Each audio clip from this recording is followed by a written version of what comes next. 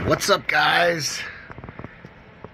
We're going to play with some more radio coolness today. I think we've done a President Washington before, but come across another one and I'm digging this one. So we're going to play around with it. Let's turn some lights on. Let's check this thing out. Boom. All right. This one's not in too bad a condition. Cleans up all right. I think there might be a screw or two missing on the bottom, but all in all, it seems like it's there. It does power up. Lights seem to work. Upper and lower sideband, everything. Now I love these old President Washingtons. This was like your entry-level SSB rig. No nonsense, not a bunch of bells and whistles. It just did what you needed it to do. It got on the air, it could get you on sideband, and they would talk. These radios were known to talk. You could crank them up and get some good power out of them for a, you know, just a basic base station.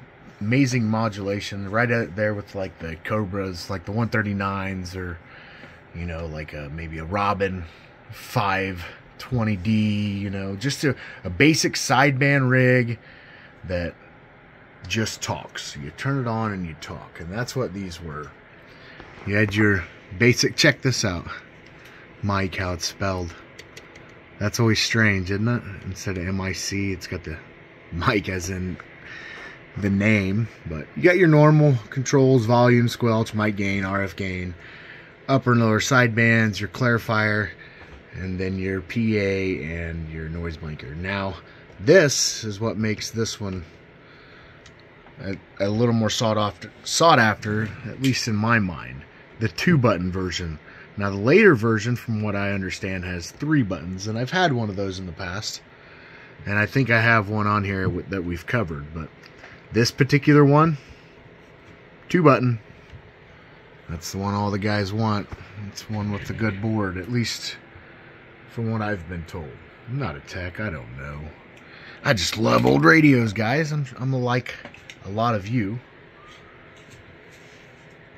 Just like to play around with these old radios. Plug them in, talk when we can. Today we're going to use the RK56 mic here. This doesn't go with it. Didn't come with it. But that's what we have it hooked up with. We're going to push it through the old PDC meter here. Guys, this isn't a perfect reading. This is just to show you that this radio has output, and you can see the modulation as we do it. We're going to push it through into the dummy load back there, and we're going to receive on the bench radio here the trusty dusty 90 LTD. Let's give it a little key up. See the meter there on the radio. We're on the 10-watt scale, so the red numbers there across the bottom. We key it up around 2 or 3 watts. Audio check. You can hear the radio coming across the test bench radio. Audio check. So keying around 2 or 3, swinging around 5 or 6 on the top. You can get it to crank up there a little bit on a whistle. Audio check, check, check, check, check. So you can see there it is putting out some wattage. We'll hop over on the upper sideband here. Audio. Now that's going to sound funny. Obviously the old 90 LTD doesn't have sideband, so you're just going to hear the garbled jumble. Audio. So about the same on sideband as it is on AM.